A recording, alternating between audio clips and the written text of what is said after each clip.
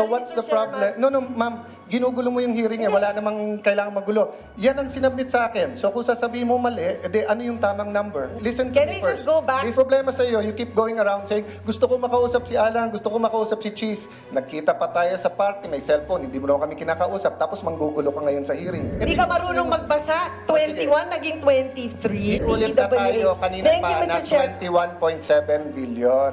Kabuang Kanaday.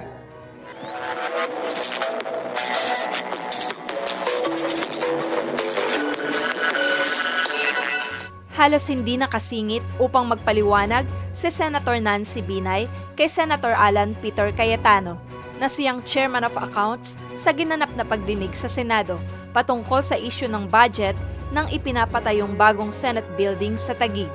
Humantong sa mainit na pagtatalo ang dalawang senador nang mapag-usapan na ang lumabas sa media na inabot na daw ng 23 billion pesos ang total cost ng new Senate building. Ayon kay Senator Binay, nasa 21 billion pesos lang ang kabuoang budget para dito. Bago ito, pinuna ni Senate President Chis Escudero ang pagiging delayed ng proyekto at ang questionableng halaga nito. Matatandaang may personal na alitan ang mga Cayetano at Binay dahil sa agawan ng teritoryo sa pagitan ng Taguig at Makati. Tama po na on your documentation, there's no such thing as 23 billion for DPWH. So, I think yung Saksadain, hindi niyo po kailangan mag-apologize. Because wala Ito naman, yung presentation nila. Nandyan yung 21.7 billion. If you add the land cost, it's 23 billion. but This was we're submitted talking- by them. But we're talking about, may documentation ba kayo tungkol dun sa land cost? Dumadaan ba sa inyo yung pera ng land No. cost? Senator Nancy, ang present Mr. niya... Chairman, No. what we're let's- talking about, building. Yeah, Hindi yung please, trabaho. Ma'am, let's calm down so that we can get the numbers right. I showed the video na ang sinasabi niya 5.7, which No, mismong yung Mr. dokumento Chairman, even if dun sa document na hawak mo, there's no 23 billion. 21.7 billion and then 23. You're reacting to what Senator Escudero said na 23 and which I released to the media. And you've been going around saying mali numbers namin. So kung mali, correct it. Pero ang nagbigay ng number sa amin, staff mo, and you've been going around telling people saan ba namin nanggaling? Eh nanggaling nga sa staff mo. So anong problema? Mr. Chairman, ang tinatanong ko, per documentation ng DPWH, Ito documentation nila, oh, 21.7. Is that 23 billion? 21.7 plus 3. Hindi DPWH ang sinabmit ko sa media at hindi yun ang sinabi ni Senator Escudero. Actually, Ang sinabi ni Senator Escudero galing sa SCT na mga staff mo. Madam, So what's the issue? actually, Chairman, parang nagkakamali ho ata kayo dun sa presentation. What's the nyo dun issue? Sa phase 3, sa records nyo ba, it's 10 billion? Records Well, your records answer to to ng me- SCT, Senator Binay, that was given to me by the SCT. Who are your staff? Wait, So what's the problem? No, ma'am, ginugulo mo yung hearing eh. Wala namang kailangan magulo. Yan ang sinabmit sa akin. So kung sasabihin mo mali, edi ano yung tamang number? Sir Yan Chairman, po ang sinabmit sa akin, galing ng staff mo. pinag-uusapan natin ngayon yung Yung to- side ng DPWH. Yes, and ang So- pinag-uusapan namin ni Sec Sadain, yung sinabi niyang 5.7 na 7 point something pala. In the proper context. Kasi to be fair to DPWH, Mali nga talaga sinabi niya, hindi 5.7. It Yeah, was but 7 you point asked something. them to apologize for the 23 No, billion. you're When, mali yung pakinig mo. I asked them to apologize for saying it's 5.7 when in fact it was 7 point Mr. something. Chairman, No, listen to can me we first. just go back? Listen to me first. Magkano yung total? Listen to me first, Senator Ako- Nancy. I'm still the chair. Chairman. No, ang problema sa iyo, you keep going around saying, gusto ko makausap si Alan, gusto ko makausap si Cheese. Nagkita pa tayo sa party, may cellphone, hindi mo naman kami kinakausap, tapos manggugulo ka ngayon sa hearing. Let me continue. I told Sec na pinapalabas na walang 23B. Because there's no because he 23B. total, ayan yung There's a 23B, oh. Ayan ang 23B. Ayan ang 23B na submitted ng SCT na Yeah. staff mo, na ikaw nagsabi sa akin na wag kong tanggalin, na Mr. ituloy Chairman, ko. So Proper what's the issue? context. Anong sinabi nyo? Oh. Ang cost ng pagpapatayo ng building ay 23B. Ang sabi ni When- Senator Escudero, so far, ang total cost ng pagkakaroon ng bagong building ay nasa 23 na. That is At the yun po ang binigay sa akin ng SCT na kasama dyan ang cost ng land. So ano ang issue? Wala naman issue. 23B talaga sinabmit sa amin. If you want to tell me na mali lahat ng staff mo at may iba kang numbers, you're welcome to submit. But how can you argue with what they submitted to me? And how can we argue with what Senate President said?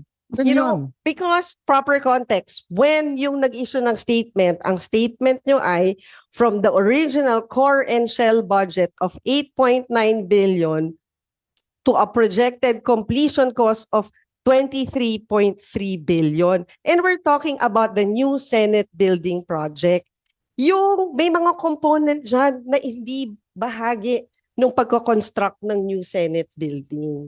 So after the SCT submitted the 23B, we got their preliminary insights. Galing sa kanila yon. Sinabmit ko ngayon kay Senator Escudero. In his words, na OA siya sa 23B, he gave a speech. Based on the speech, you said saan galing ang 23B, si Yusek Sadain at si Ma'am Soledad nagpa-interview. Ang sabi nila, it's para hindi ako magkamali, ano yung lumabas kanina dyan?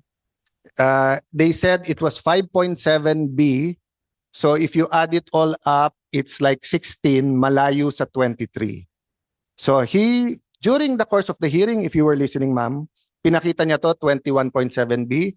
So I referred to him. Sabi ko, sir, kung titignan mo ang sarili niyong dokumento at yung sinabmit ni Assistant Secretary Molano, it was 7 point something B. So malapit na yun sa 23 o nasa 23 if isama mo yung land. So don't you owe us an apology because sinabi mong, let me finish. Don't you, because it was, sinabi mo 5.7 at 16B, para bang kami nag-imbento. Hindi kami nag-imbento. Now, if you want to say imbento yung 23B, then show me what the numbers is and I will talk to the SCT bakit kayo nag-iimbento kung nag-imbento sila. Pero kung hindi, at 23 talaga binigay nila sa akin, ano yung issue? Wag mo nang pagbalik-balik ta rin na DP ganyan. Ito, sinabit ng DPWH, 21.7. Ayan yung report nila sa Channel 7. Lahat ng tao sa kwarto na to, lahat ng nanonood sa media, naiintindihan na. So, tapos na tayo doon. Klaro na yon. So, ang pera nyo, 21.7. Wala yung sa land sa inyo. O, ano pang issue? Ayan, sinabit Mr. Chairman, ayan, sinabit may nila. 21 billion ba sa inyo? Ayan, no? Wala. Are you familiar with the terms dun sa pag-acquire ng lote? Di ba wala din kayong alam?